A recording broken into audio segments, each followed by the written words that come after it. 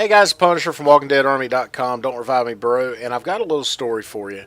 One of the things that I've been doing with Twitter is once I reach 700 followers, I was going to tell you a little story about the three submarines I served on. And all their hull numbers were 700 hull numbers. The Rickover being 709, the Scranton being 756, and the Boise being 764. And so I just reached 756 followers. And so now I'm going to tell you a little story about the Scranton that you will not really find on the internet anywhere. And it was something that was kind of crazy that happened while we were in port in Faslane, Scotland. Okay, I was on duty. This is back in 1998. We were in Scotland for an upkeep and kind of a relaxation time because we had, really been grinding it for about 70, 80 days. And had a lot of fun on that time, but it was very hard, very intense. And needless to say, when we got to Scotland, we let loose. Okay, one of our mottos is you work hard, you play hard, and so we were playing hard in Scotland. Anyway, I was on duty, and I happened to be up topside. And one of the things we have to do when we're on duty, okay, is we have to do daily evolutions, okay, evolutions that are what we call housekeeping evolutions. That is loading drinking water on board so that we can cook, we can clean, we can take showers, and then we have to offload our bilge collection tanks, which gets all the waste oil and that stuff as we pump bilges, and also our sanitaries. Okay, our CHT tanks, we have three of them. We have one that houses all the gray water, shower water, that kind of stuff coming from the galley, cooking water, that kind of stuff. Anything that goes down sinks. And then we also have what we call two hard tanks that hold our raw sewage, our pee and poop. Okay, now we usually take and we can pump them, but we usually like to blow the hard tanks because it's quicker, and it's less time having to do these evolutions on duty and, more time to relax, that kind of thing. So anyway, we started pumping these tanks overboard, or blowing these tanks overboard, and what we did was, we have this pressurized hose that's hooked to the sub, and then what we do is we actually hook it to a truck that comes onto the pier, and then we hook the hose to their tank on the back of the truck, and then we blow the pee and the poop, the raw sewage, into their tank.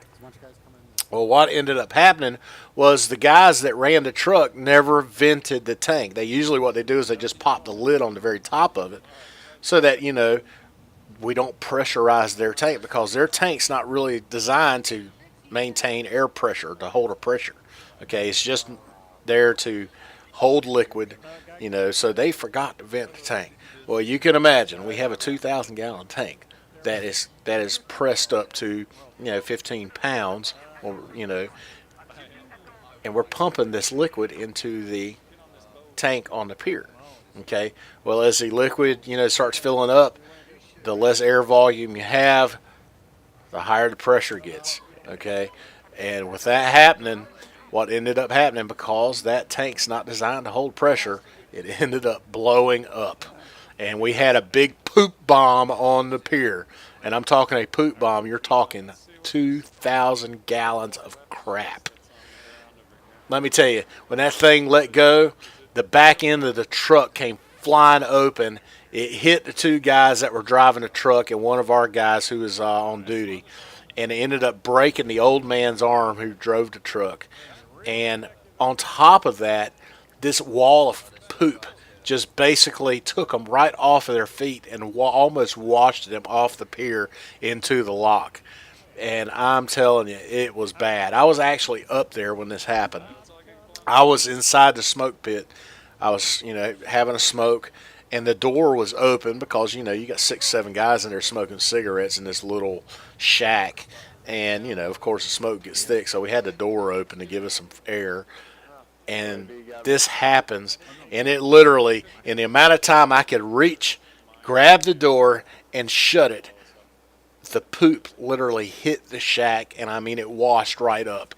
And if it was not for the fact that I didn't close that door, we'd have been washed. Oh, I don't even want to. Oh, it would have been bad. But thank God I got that door closed in time. We didn't get poop all over us. But those 3 cats, man, that were on the pier, they got it.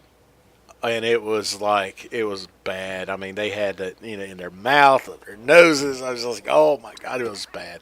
And it got on the news. It was on BBC. It was in the papers local there in Helensburgh. And I mean, huh, it was crazy. We always have crazy things, at least one or two crazy things that happens to us on deployment, and that was one of them things that you just never see coming. And so we learned a big lesson with that, to make sure that we also check to make sure they're venting their tank before we start blowing pee and poop overboard. But the poor old guy ended up getting his arm broken because of it, and we did a lot of damage to that truck. And for 2 or 3 days, we were cleaning pee and poop and the remnants of all what was left of that poor tank on that truck off the pier. So in any case, that was the story for the USS Scranton 756. You will not find that anywhere. Definitely something that was not necessarily funny, but it was nuts. And that was more when I told her I was going to tell the story on Twitter. I said to talk about how we pooped all over Scotland, and that's how we did it. So anyway, guys, I hope you enjoy it. 764 is coming up next. That is 8 subscribers away, or 8 followers away on Twitter.